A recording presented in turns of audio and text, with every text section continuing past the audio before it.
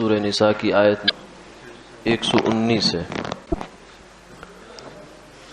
اعوذ باللہ من الشیطان الرجیم بسم اللہ الرحمن الرحیم وَلَأُضِلَّنَّهُمْ وَلَأُمَنِّيَنَّهُمْ وَلَآمُرَنَّهُمْ فَلَيُبَتِّكُنَّ آذَانَ الْأَنْعَامِ وَلَآمُرَنَّهُمْ فَلَيُغَيِّرُنَّ خَلْقَ اللَّهِ وَمَن يَتَّخِذِ الشَّيْطَانَ وَلِيًّا مِّن دُونِ اللَّهِ فَقَدْ خَسِرَ خُسْرَانًا مُبِينًا.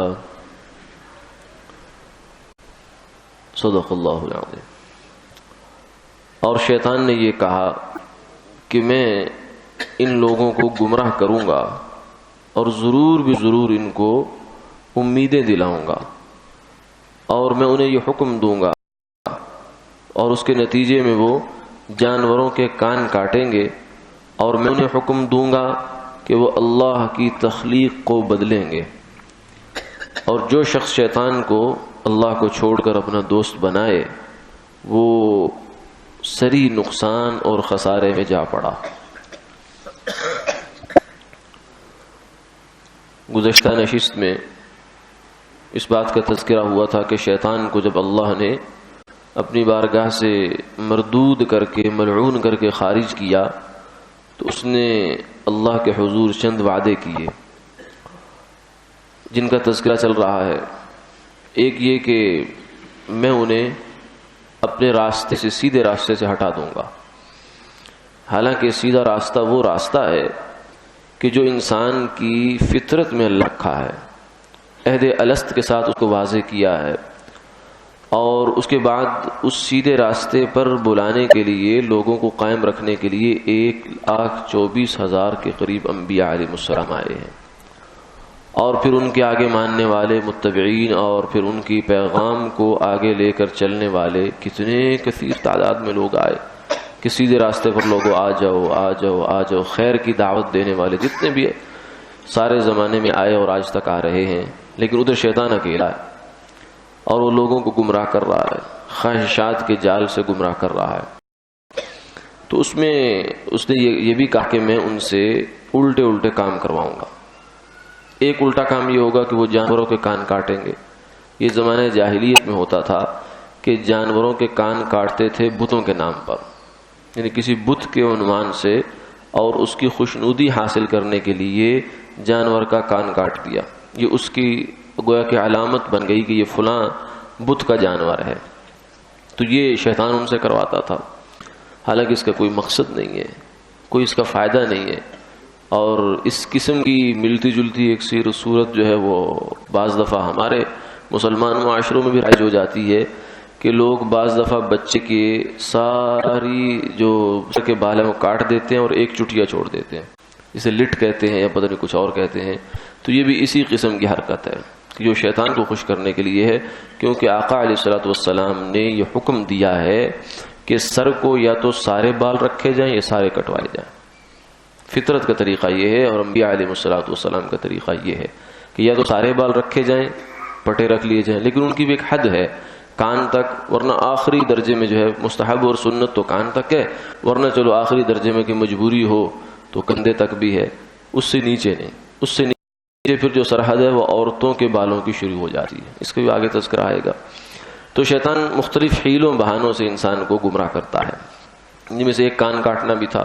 اور دوسری چیز جو اس نے کہی ہے وَلَآمُرَنَّهُمْ فَلَيُغَيِّرُنَّ خَلْقَ اللَّهِ، میں انہیں حکم دوں گا کہ یہ اللہ کی تخلیق کو بدلیں گے. یعنی اللہ کا بنایا ہوا نظام ہے، اللہ کی ترتیب دی ہوئی فطرت ہے، اور اس کے مطابق کچھ اس کے کام اور احکامات ہیں، یہ انسان ان میں دخل دے گا اور ان کو الٹا کرے گا. تو یہ ایک تغییر لخلق اللہ.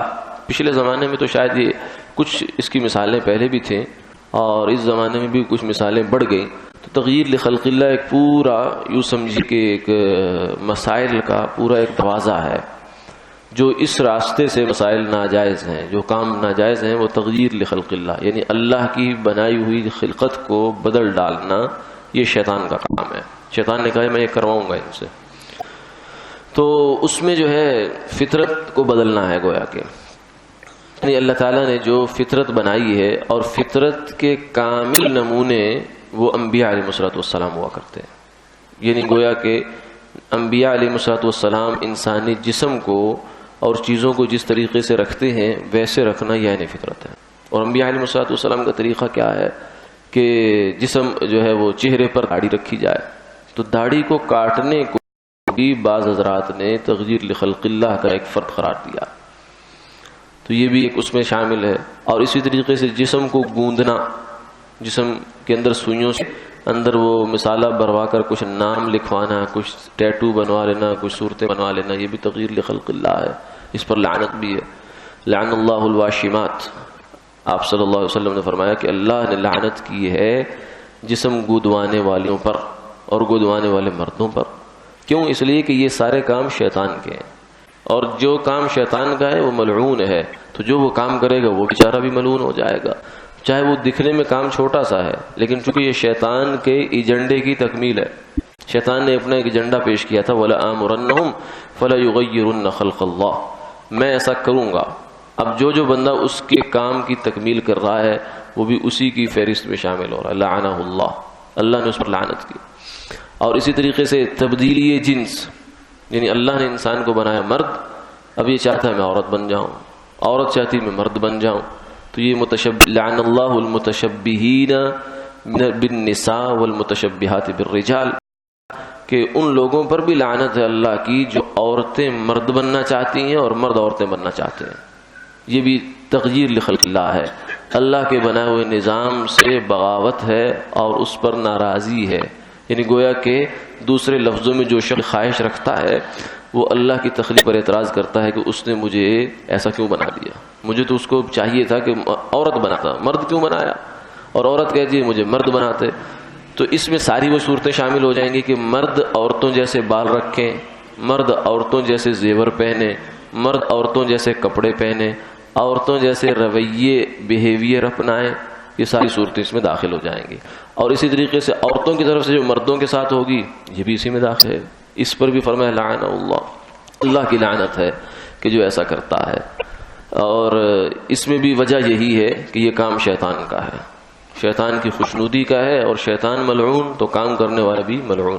اسی طریقے سے عورتوں کے اندر جو ہے بال کاٹنا، یعنی چھوٹے چھوٹے بال کر لینا، اس کو مردوں کے برابر برابر بالوں کو لے آنا اور بالوں کو کاٹنا. یہ کیا کہ نارمل رینج سے باہر نکل جائیں بال. اور نارمل رینج علماء نے فرمایا وہ کمر کا آخری حصہ ہے، یعنی جب عورت بیٹھے زمین پر تو اس کے بال گویا زمین پر لگ رہے ہوں نیچے. تو یہ تو نارمل رینج سے باہر نکل گئے. ان کو کاٹنا تو جائز ہے، لیکن اسے اوپر مزید کاٹنا یہ درست نہیں ہے. یہ پھر مردوں کے ساتھ مشابہت بن جاتی ہے، اور یہ تغییر لخلق اللہ میں یہ بات بھی داخل ہو جاتی ہے. تو اسی طریقے سے عورتوں کا اپنے یہ جو پلکیں ہوتی ہیں، نہیں پلکیں نہیں، ابرو ہوتے ہیں، آئی بروز غالباً کہتے ہیں ان کو، تو ان کو باریک کر لینا، نرم نرم کر کے سائڈوں سے کٹواتے جانا، صاف کرواتے جانا، اس کو بھی منع کیا گیا ہے. یہ بھی تغییر لخلق اللہ میں ہے.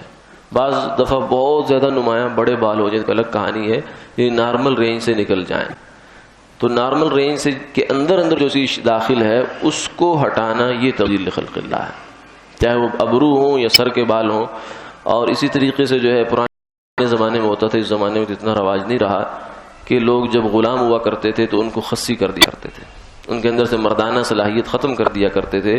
تو یہ بھی تغییر لخلق اللہ کی صورت ہوتی تھی. آج بھی اگر کوئی انسان آپریشن کرا کے یا کسی بھی طریقے سے اپنی جسمانی کسی بھی موجود صلاحیت کو ختم کرتا ہے تو یہ تغییر لخلق اللہ ہوگی، چاہے وہ اس کا کوئی بھی راستہ اپناتا ہے.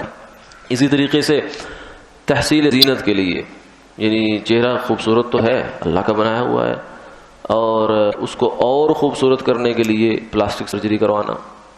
یہ جسم عمر کے ساتھ ساتھ چہرہ ڈھلک گیا ہے، جلد جو ہے وہ تھوڑی سی نرم پڑ گئی ہے، اس میں کچھ نہ کچھ جو ہے بل آ گئے ہیں. تو اب ان کو ہٹانے کے لیے، اپنے بڑھاپے کو چھپانے کے لیے پلاسٹک سرجری کروانا، یہ بھی تغییر خلق اللہ ہوگی. ہاں اگر کسی کا چہرہ جل گیا ہے، کوئی اس کو حادثہ پیش آ گیا ہے، تو اس سے نکلنے کے لیے اصل حالت پہ واپس، نارمل حالت پہ واپس لانے کے لیے جیسا اللہ نے بنایا تھا، وہ تغییر لخلق اللہ میں داخل نہیں ہے۔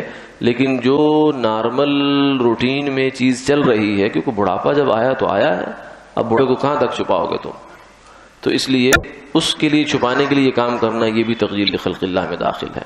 تو یہ چند موٹی موٹی اس کی تفصیلات ہیں۔ باقی ویسے آگے مسائل کا تو ایک میں نے عرض کیا کہ ایک دروازہ ہے جس کے ساتھ بہت ساری صورتیں اور مسائل وابستہ ہیں، لیکن لوگ بے خبری میں جانتے نہیں ہیں کہ ہم کیا کر رہے ہیں، سمجھتے ہیں کہ ہم فیشن کر رہے ہیں، لیکن یہ فیشن نہیں ہے، یہ شیطانی کام ہے۔ فیشن، ہر فیشن اچھا نہیں ہوتا، بلکہ دیکھنا پڑتا ہے کہ یہ فیشن جو ہے انسان کو حضور صلی اللہ علیہ وسلم کے دروازے پر لے جا رہا ہے یا شیطان کے قدموں میں لے کے جا رہا ہے۔ تو یہ تغییر لخلق اللہ والے جتنے فیشن بھی ہیں، یہ فرمایا سب شیطانی کام ہے، لعنہ اللہ، یہ اللہ کی لعنت میں داخل ہے۔ اس لیے فرمایا جو آدمی اللہ کو چھوڑ کر شیطان کو اپنا دوست بناتا ہے، اس کے طور طریقے اپناتا ہے، اس کی باتیں مانتا ہے، تو وہ بیچارہ تو بڑے ہی خسارے میں، فقد خسر خسرانا مبینا، دنیا تو جیسی کیسی بھی گزر گئی، آخرت میں بیچارے کا بڑا برا حال ہونے والا ہے۔ جوتوں کا جو سلسلہ ہے وہ اس کا وہاں سے شروع ہو جانے والا ہے، اور قیامت والے دن شیطان بھی اس کا دوست نہیں بنے گا۔ قرآن پاک میں کئی جگہ پر وقال الشیطان لما قضی الامر، کہ جب قیامت کا فیصلہ ہوگا لوگ شیطان کو کہیں گے ہم تو تیری باتیں مانتے رہے، تیری پارٹی تھی ہم، اب ہماری بات سن، ہمارا تعاون کرو۔ کہے گا نا نا، میں تو کوئی نہیں، میں نے تو تمہیں دعوت ہی دی تھی، میں نے کہا یہ کام کر لو، تم نے کر لیا، اپنی مرضی سے کیا تھا، میں نے تم سے پکڑ کے تھوڑی کروایا تھا، اپنے اختیار سے کرتے تھے نا، میں تو کسی کو فورس نہیں کرتا تھا، میں تو صرف ترغیب دیتا تھا، مارکیٹنگ کرتا تھا، اپنے کام کی تشہیر کرتا تھا، اس کو خوبصورت کر کے پیش کرتا تھا۔ زین لہم الشیطان اعمالہم، کرا تو تم نے خود ہے، اپنے کیے کہ خود ذمہ دار ہو، بھگت ہو اس چیز کو۔ تو یہ اس لیے فرمایا کہ شیطان کی دوستی سے دور رہو، اور دوستی سے دور رہنے کا مطلب کیا ہے؟ ان کاموں میں انسان نہ پڑے جو شیطان کو خوش کرتے ہیں۔ شیطان کی دوستی کو اس طرح کی دوستی نہیں جیسے دو انسانوں کی آپس میں ہوا کرتی ہے، ایسی دوستی نہیں ہے اس کی، بلکہ اس کے کاموں کو کرنا یہی اس کی دوستی ہے، اور اس کے کاموں کو چھوڑ دینا یہی اس کی دشمنی ہے، اور اس کو لعنتیں سنانا یا ایسے ویسے کام کرنا، اس سے اس کا کوئی فائدہ نہیں ہوتا، نقصان نہیں ہوتا، بلکہ اس کا نقصان تو نیکی کرنے سے ہوتا ہے۔ جب انسان نیکی میں لگ جاتا ہے تو شیطان خود ہی مر جاتا ہے۔ اللہ تعالی ہماری حفاظت فرمائے۔ آج چونکہ بدھ ہے اور ہفتے کو درس قرآن ہوگا اگلا، لیکن ہفتے والے دن ہمارے ہاں الحمدللہ انشاءاللہ اللہ کے فضل سے غسل میت اور تجہیز و تکفین، یعنی جب کسی کے ہاں میت ہو جائے، اور اس مرحلے سے تو ہر ایک نے گزرنا ہے، تو غسل اس کا کیسے ہوگا؟ عام طور سے ہم لوگ جو ہیں یہ لوگوں پر ہی ڈال دیتے ہیں، لیکن یہ بھی ایک المیہ ہے، ایسا ہونا نہیں چاہیے۔ رشتہ داری کا بھی تقاضا ہے، انسانی اور اسلامی مروت کا بھی تقاضا ہے، اور اجر کا باعث بھی ہے کہ آدمی یہ کام خود سر انجام دے۔ میت کو کیسے غسل دینا ہے، کفن کیسے دینا ہے، جنازہ لے کر کیسے چلنا ہے، پھر دفن کیسے کرنا ہے، کن کن چیزوں کا خیال رکھنا ہے، اور پھر اسی کے ساتھ کچھ جو ہے وہ مرنے کے بعد کے جو دنیا کے احکامات ہیں، وراثت کے حوالے سے تھوڑے بہت، اور عدت کے حوالے سے، اور اسی طریقے سے تعزیت وغیرہ کے حوالے سے جو ہے وہ فدیہ، اس طرح کے کچھ مسائل ہیں جس کی انشاءاللہ نشست ہوگی ہفتے والے دن 23 جو ہے وہ مارچ ہوگا، تو بعد عشاء کی نماز کے متصل بعد انشاءاللہ 1 گھنٹے پر مشتمل نشست ہوگی، اور اس میں غسل کا تو مشکل ہوگا، لیکن البتہ کفن کا، تکفین کا پورا عملی طریقہ سمجھایا جائے گا، انشاءاللہ کوشش ہوگی۔ تو احباب شرکت فرمائیں اور دوسرے ساتھیوں کو بھی متوجہ فرمائیں۔ اللہ تعالیٰ کرم فرماتے ہیں۔